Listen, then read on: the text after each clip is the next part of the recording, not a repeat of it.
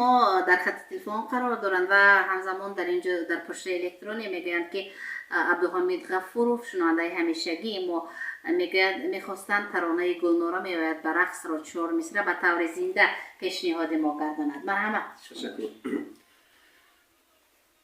تاری رو بابم جور شد گلناره می آید برقص تاری رو بابم جور شد گلناره می آید برقص دایره در کف نور شد گلناره می آید برقص چشمش چراغان می شود لبهاش خندان می شود از ما گریزان می شود گلناره می آید برقص از ما گریزان می شود